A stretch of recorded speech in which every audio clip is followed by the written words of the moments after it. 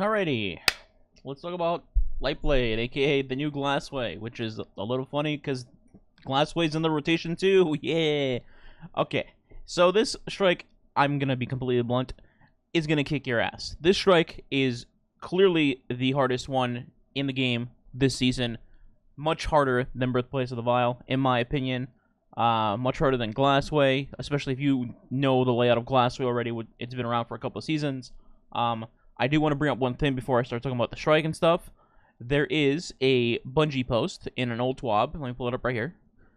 So this says, all difficulties of Nightfall except Grandmaster will feature acute burn modifier. This burn increases player outgoing damage by 25% and increases incoming damage by 50%. So in case you didn't know, the Nightfalls still have this on GM currently. Right here, you can see Hashbulla Browns has acute burn for 25 and 50. Already completed my Conqueror, so I can't show you the other ones, but Lightblade has this exact same one. In other words, if he tickles you with his attack in the boss room, you die.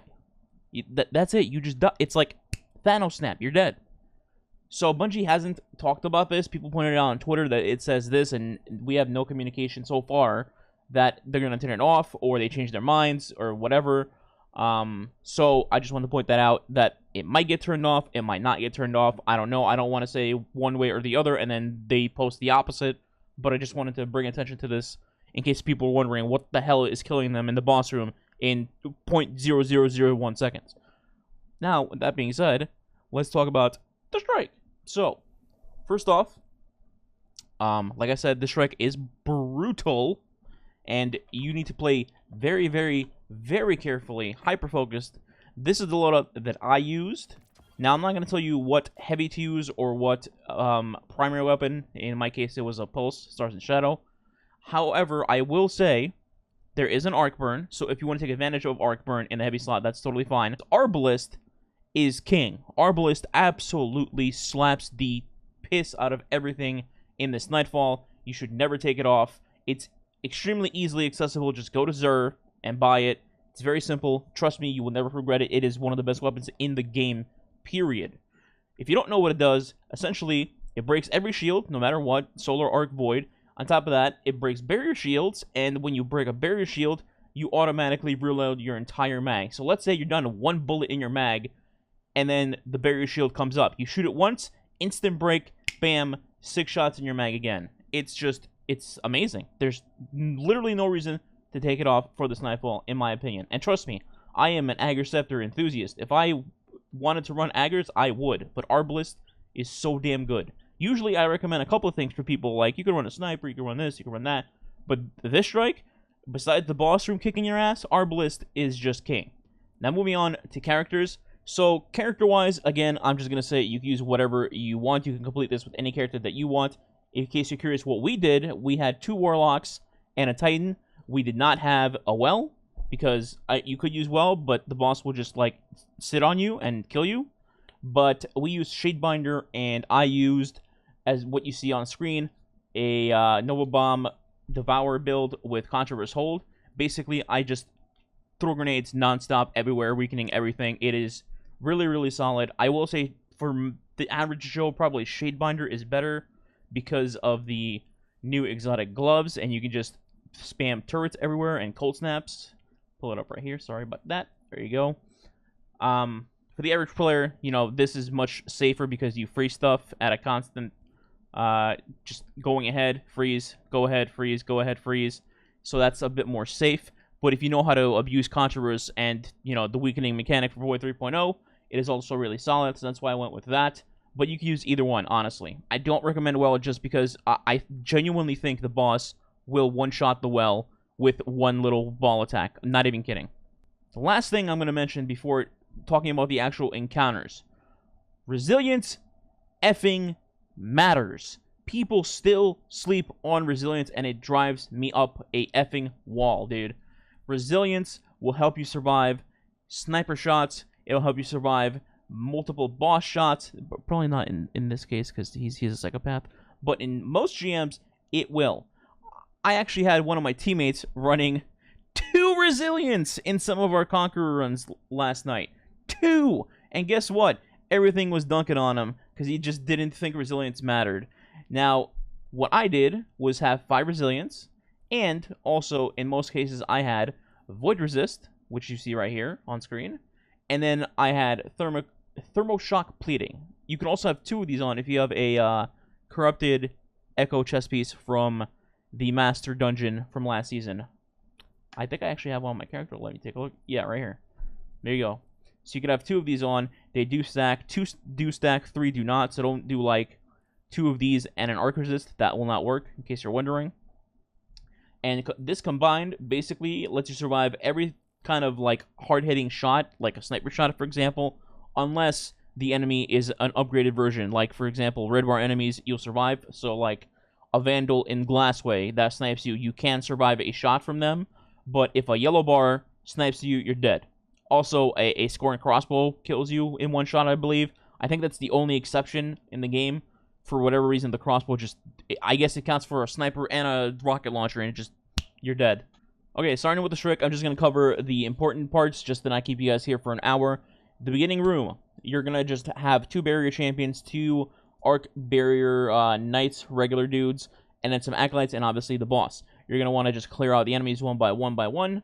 The best suggestion I've had so far, and my limited playtime, because it's not the rotated GM this week, is you go mid-left, because you can immediately see one of the barrier champions outright, and you can start spamming at him, throw a weaken grenade, throw RB at him immediately, and just kill him. The second barrier champion might walk his way, and you can just kill both of them in 1 spot. Obviously, this doesn't mean you're just going to be safe. You should try to use the wall to your advantage, and then when he tries to put the shield up, break him with RB, and then you could heal if you need to. And other than that, just take out the enemies from here one by one. You could have 2 people on left mid and then 1 on the right if you want, or you have all 3 on left. It's up to you. Moving on to the room inside. So this room, I have seen people have a lot of problems with because the Hive Guardians are really, really annoying, especially when they throw their Destructo Disc everywhere and it just bounces on 46 things and then kills you.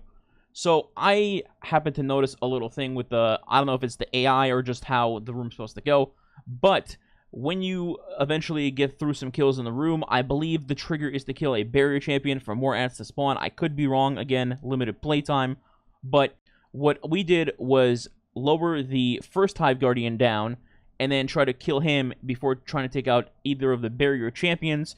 By kill him, I mean shoot him and then finish the ghost, and then try to run back to the beginning of the room.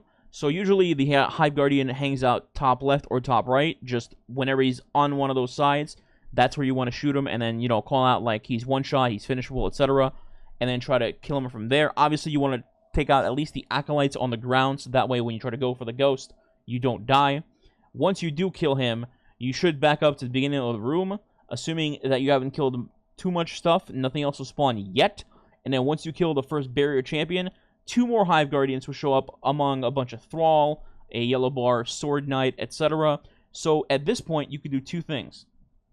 You can try to coordinate your team to absolutely just shatter the first Hive Guardian that spawns, which is literally on top of you. He spawns right at the doorway. You can try to throw a weaken grenade, and then Nova Bomb, or Titan Missile, Tether, blah, blah, blah, etc. It is possible to spawn kill him immediately outright.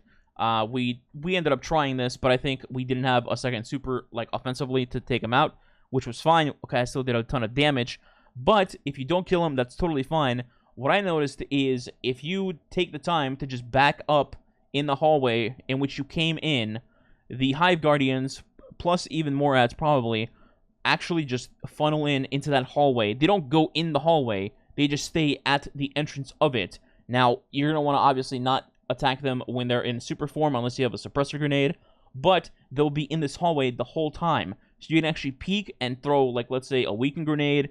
You can div, throw your linears, whatever you have, and just kill them like that. And then, if they're both there, just make both of them one shot and then kill them both together, and then all you got to do is just run up the hallway and finish their ghosts. Almost nothing else will actually push. There'll be some Thrall around the wall, which again you can just kill before killing the Hive Guardians. And then there's one Sword Knight to worry about, but I mean, that's a Sword Knight. I think, considering everything else in the room, that's not a big deal.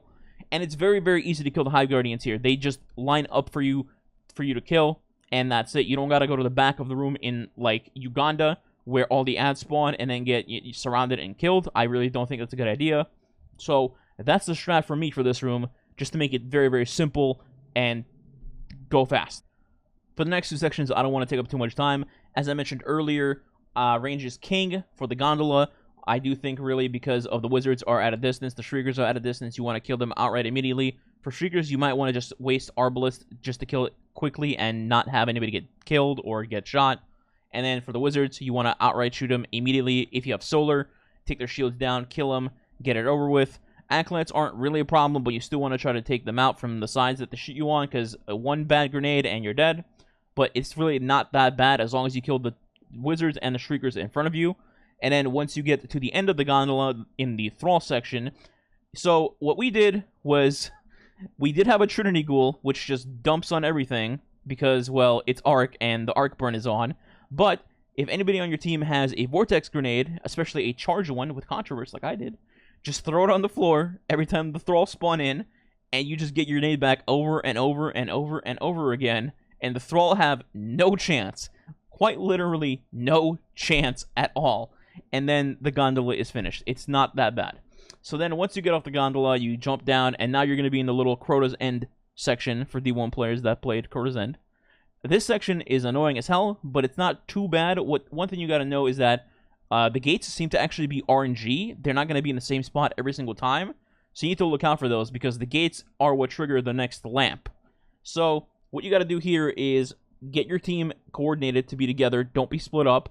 Don't go forward to the first gate immediately. Kill the Scorn and the Screeves first, then start walking. The reason I say this is because if you don't walk towards the gate, you actually don't start getting darkness at first. Just stay where you drop down, kill the Screeves, and then start walking, and then your darkness is going to start building, and then you go to the lamp. Make sure as you're walking to the lamp, you always look for mobs. Always, always, always, always. If you don't look for mobs, you can leave one alive, and it'll wipe your team. I'm not kidding. One moth will just nuke all of you. They do not care.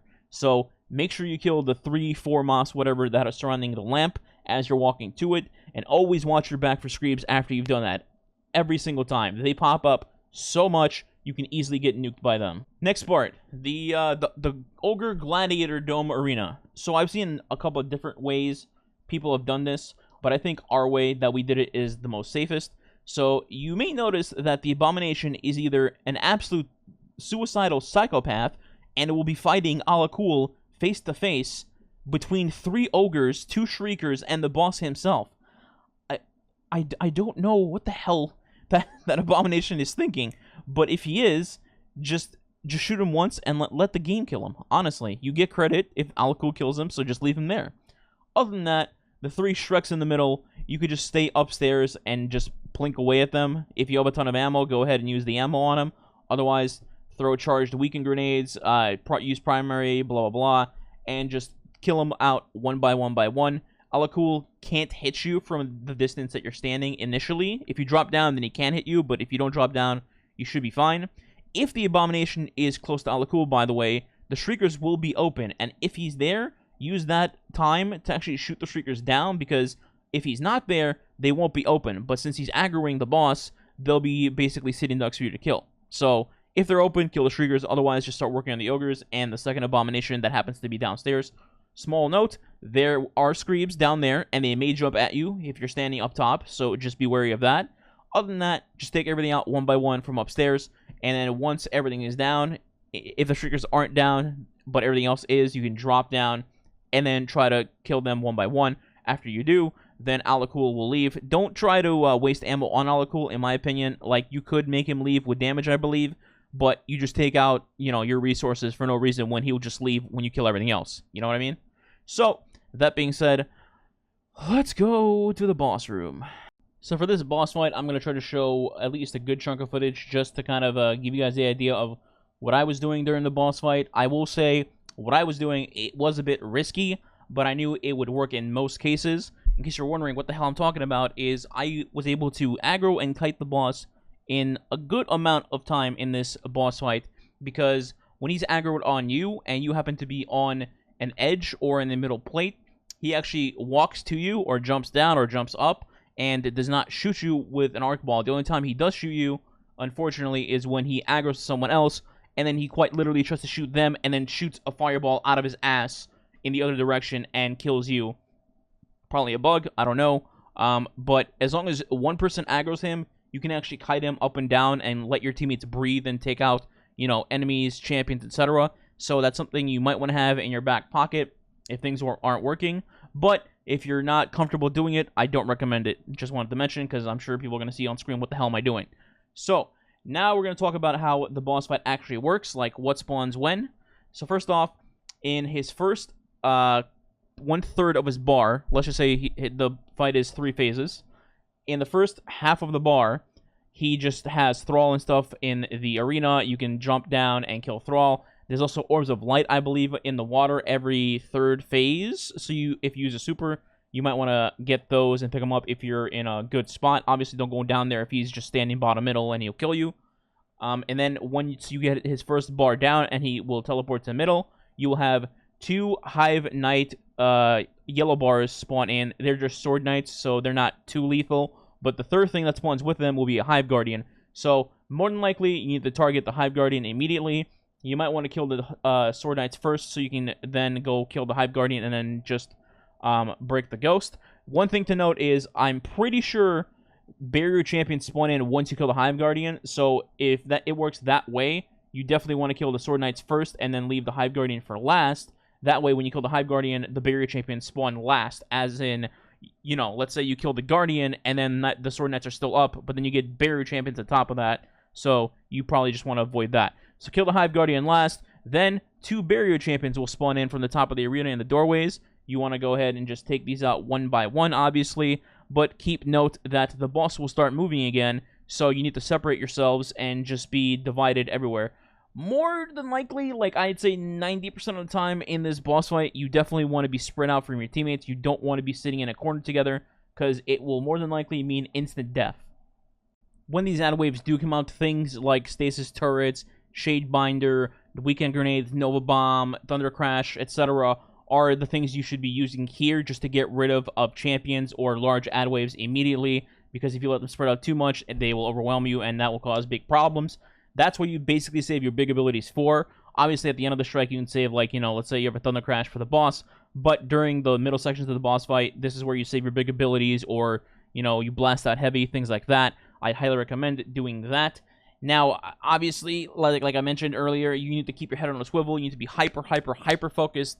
Every time the boss is not in the middle, being immune, just doing nothing. Every time you kill a Hive Guardian, you're back on, back on the watch for the boss. Always be calling out who's aggroing him, where is he, things like that. Let's say he's bottom middle, you're probably safe for a couple seconds upstairs. If he's aggroing you and jumping up to you, you should call it out, be like, he's on me, I'm running, etc., etc. That way your teammates know that they have a couple seconds to kill ads or get shots on the boss if the ads are all dead. Now, next up, at 50% health, he's going to summon more barrier champions. Again, they spawn upstairs, and you want to be ready for that. So if you can, coordinate it so that you're near the doorways before you push him. And then once that happens, you can actually try to spawn kill one or both of the barrier champions and, breathe a little easier. Also, make note that in the final 50%, he goes full baby rage mode and just starts charging you like he's in the Olympic track team. If you played D1 and you know Olicool's rage mode when his helmet falls off, just think of that, except he's probably twice as fast. He will run you over like a freight train. So never be on the same level ground as him. If you're both upstairs, you got to jump down. If you're downstairs, get the hell out of there, because what the hell are you doing downstairs? And just don't be anywhere near him for a prolonged amount of time. Otherwise, you dead. You just dead. Other than that, after 50%, your next stop will be at 33%, aka 2 bars down. The same thing will happen again. 2 yellow bar Sword Knights, and then a Hive Guardian will spawn in the middle. You want to kill the Sword Knights first, and then eliminate the Hive Guardian. You can try timing it to where you kill the Hive Guardian, and then get ready for 2 more barrier champions to spawn just like last time. Try to spawn kill them out of the doors if you can. Again, Stasis Turret, Shadebinder, Nova Bomb, Weekend Grenade, blah, blah, blah. If you don't spawn kill them, it's fine. It's just an idea I'm giving out. Other than that, just remember, once the Hive Guardian's dead, the boss will start moving. And again, he's in Baby Rage Olympic mode, so be on the lookout definitely for him. Now, in the final 33%, I believe a quarter of his final bar, he spawns one final pair of barrier champions. So 75% of the last bar, basically, if I looked at the footage correctly. Not sure why it's not 50, but whatever, not a big deal. Just make sure you're prepared for those final 2 barrier champions. After you take those down, you will be good to go to just do boss DPS. Nothing else should be spawning. And at this point, you just be on the lookout. If he's aggroing you, your teammates shoot him. If he turns around, then you can shoot him. And at that point, it's just a GG as long as you play it safe. This boss room is hell with the acute burn, like I mentioned at the beginning of the video. Don't know if Bungie's going to take it off or not, but if they're not, at the time being, this is what I recommend for the boss room. And I'm just going to let the boss room, or at least the boss kill, play out for the final bar here. And enjoy. I didn't want to make the video too long, but I feel like showing a chunk of the boss fight will visually help people a little bit. Other than that, if you have questions about anything that I mentioned, I will try to answer them in the comments. Be sure to like, share, subscribe, and hit the notification bell. The other guides on the GMs will be out already. Birthplace is already out, actually, so check that out. And then I'll put up the other 4 as soon as possible. Hopefully this helps get you your Conqueror. And that's it. I'll catch you next time. Also, streaming on twitch.tv/SneakyBeaver daily. Alright, I'll catch you there. Goodbye.